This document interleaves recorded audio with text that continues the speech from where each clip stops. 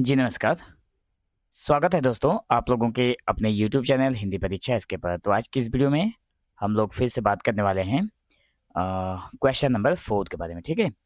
तो MHD 13 का question number 4 जो कि हम लोगों ने इससे पहले क्वेश्चन नंबर 3 देखा था जून 2025 का जो पेपर आया हुआ था उसके। तो 4 नंबर प्रश्न में क्या कहा गया है कि कथा विकास में पात्रों की भूमिका पर प्रकाश डालते हुए चरित्र चित्रण के विभिन्न पद्धतियों का परिचय दीजिए। मतलब ये जो कथा है ना, जैसे कहा गया कि कथा का कैसा विकास हुआ और उसकी जो पात्रों की क्या भूमिका है और उनके क्या चरित्र चित्रण, मतलब क्या चरित्र है उसका चित्रण करने के लिए कहा गया है। तो हालांकि आप लोगों को पता है कि हम लोग सबसे पहले भूमिका देखते हैं या फिर लिखते वक्त भी पहले भूमिका अगर लिखते हैं तो हमें अच्छे मार्क्स गेन होते हैं, ठीक है?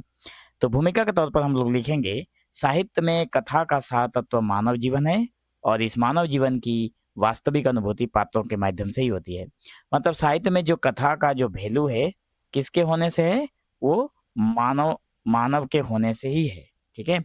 और अगर मानव नहीं होंगे तो कोई अनुभूति भी नहीं होगी और कोई अनुभूति जब नहीं होगी तो कोई मतलब कुछ भी नहीं होगा, ठीक है? जो भी कथाएं हैं कथाएं नहीं बनेंगी। तो कथा साहित्य का या फिर कथा का विकास में सबसे महत्वपूर्ण भूमिका मानव जीवन है।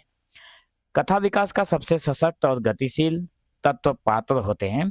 पात्र के माध्यम से ही कथा में घटनाएं घटती है। कोई भी कथा होता है, कोई भी कहानी होती है, कोई भी कुछ मतलब स्टोरी हो, उसमें कुछ ना कुछ पात्र जरूर होंगे। बिना पात्र के कथाएं कोई भी कहानी या फिर कथा नहीं हो सकती। उसमें भावनाएं जो हैं वो प्रवाहित होती हैं। कहानियों में जो भावनाएं हैं वो प्रवाहित होती हैं, चलती रहती हैं और जीवन का सजीव चित्रण प्रस्तुत होता है। तो अतः कहा जा सकता है कि पात्र कथा का हृदय है, जिनके बिना कथा रचना का कोई अस्तित्व नहीं है। मतलब पात्र के बिना कोई भी कथा की रचना नहीं की जा सकती। तो इसके मुख्य उत्तर को हम लोग कुछ इस प्रकार देखेंगे कि पहला बिंदु हम लोग लिखेंगे, कथा विकास का मूल आधार क्या है? पात्र है, ठीक है? पात्र के बिना कोई भी कथा जब हो ही नहीं सकता तो पात्र के बिना कहानी या फिर कथा विकास कैसे होगा, ठीक है? तो कथा का विकास पात्रों की क्रिया प्रतिक्रिया पर निर्भर करता है। अब कथा का जो विकास होगा ये केवल निर्भर होता है क्रिया और प्रतिक्रिया पर, पात्रों की क्रिया पर और उसकी प्रतिक्रिया पर। कथानक तभी गतिशील होता है जब पात्र किसी स्थिति या संघर्ष का सामना करते हैं। कोई भी कथानक तभी गतिशील होता है या फिर तभी गतिशील होगा जब कोई भी पात्र किसी स्थिति या फिर संघर्ष का सामना करेगा। कथा में घटनाओं की श्रृंखला पात्रों के निर्णयों, भावनाओं और परिस्थितियों से बनती है। इस प्रकार पात्र ही कथा के प्रवाह और दिशा को निर्धारित करता है।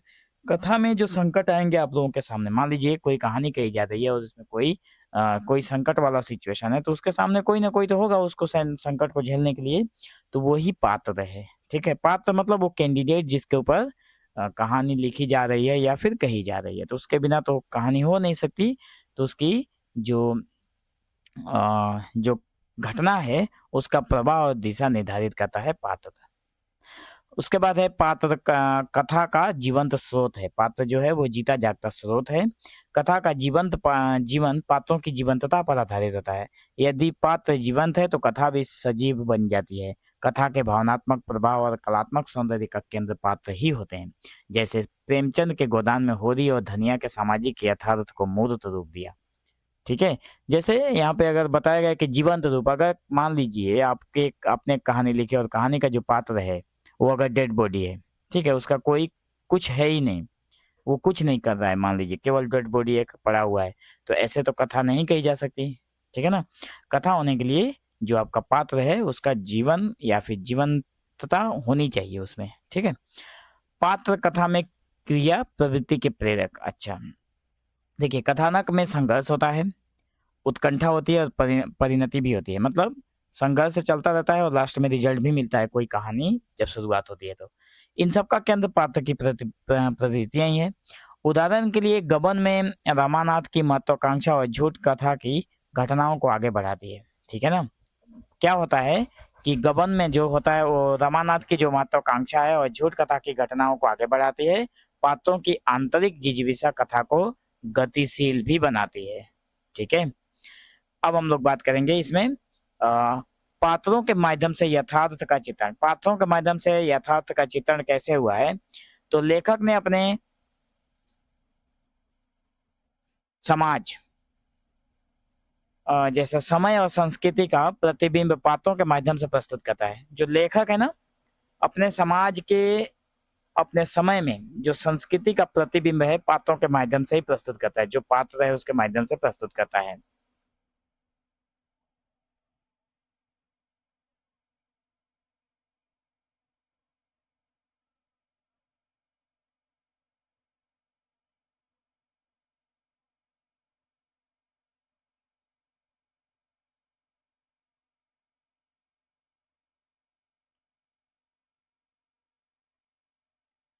क्योंकि अगर पात्र नहीं होंगे तो कुछ भी नहीं होगा, ठीक है ना। तो पात्र न केवल व्यक्ति होते हैं बल्कि वे एक वर्ग होते हैं, विचारधारा या सामाजिक स्थिति का प्रतीक भी बन जाते हैं। जैसे गोदान का होरी जो है किसान वर्ग का प्रतिनिधित्व करता है, ठीक है, किसान वर्ग का प्रतिनिधित्व करता है गोदान का होरी। अब हम लोग बात करते हैं, क्योंकि होरी जो है ना वो एक पात्र ही है। उसके बाद हम लोग बात करेंगे 5वें नंबर की, जिसमें कहा गया कि चरित्र चित्रण की आवश्यकता।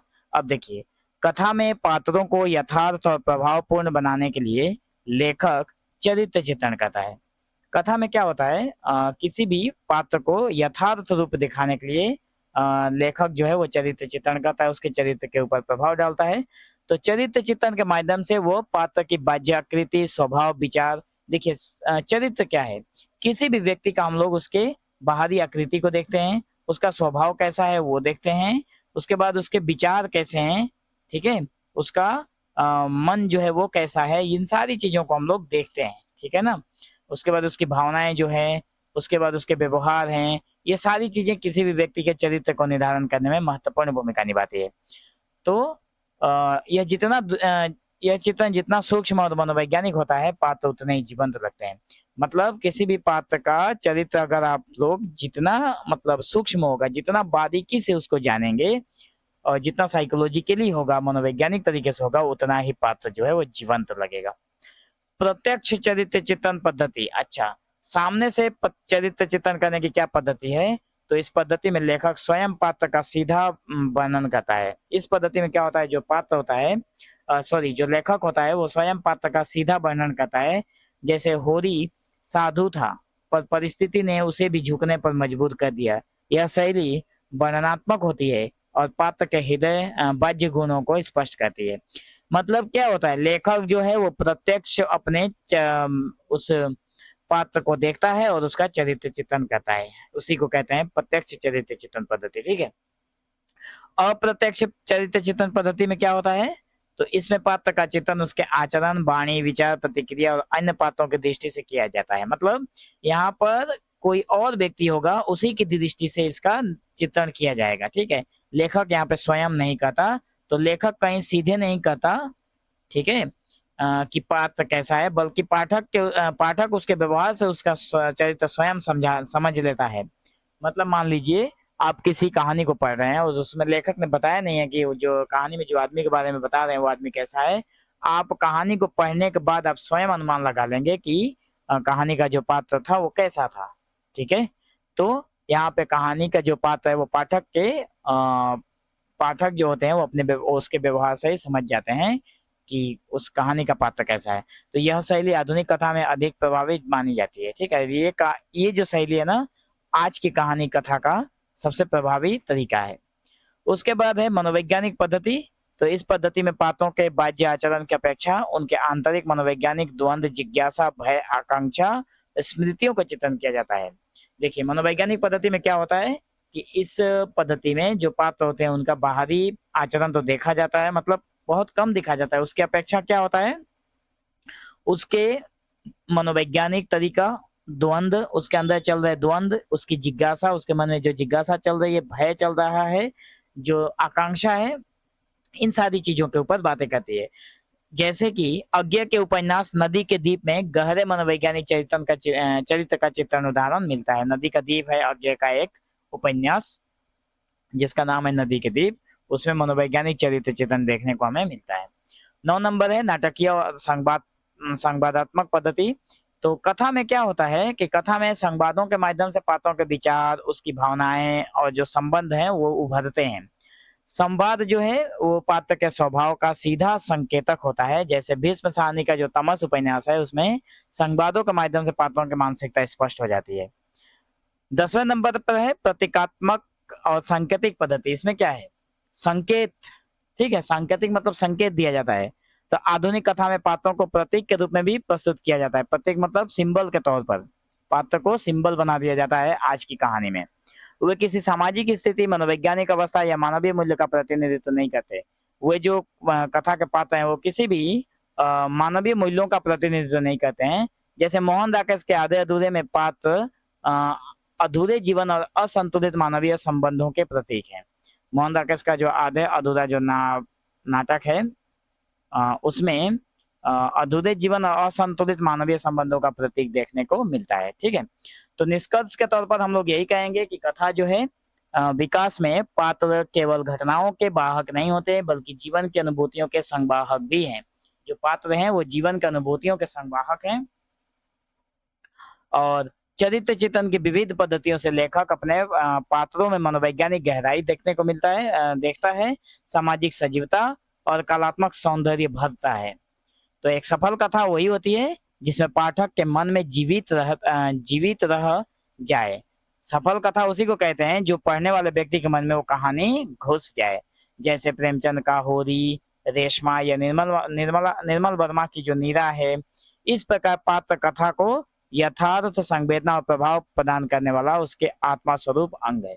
मतलब कहने का तात्पर्य यह है कि कहानी का जो पात्र है ऐसा पात्र होना चाहिए जो भी पाठक उस कहानी को पढ़ रहा है उसके मन को छू जाए। ठीक है, ऐसे पात्र हमेशा याद भी रहते हैं। तो दोस्तों हम लोग मिलेंगे हमारे एक नए वीडियो में, क्योंकि आज का जो ये हमारा क्वेश्चन था, क्वेश्चन नंबर 4, यहीं पर समाप्त करते हैं। ठीक है, मिलेंगे हम लोग एक दूसरे वीडियो में जिसमें हम लोग क्वेश्चन नंबर 5 को देखेंगे, जो कि आप लोग स्क्रीन पर देख पा रहे हैं रेड कलर में। ठीक है, तो तब तक के लिए आप लोग चैनल के साथ जरूर बने रहें।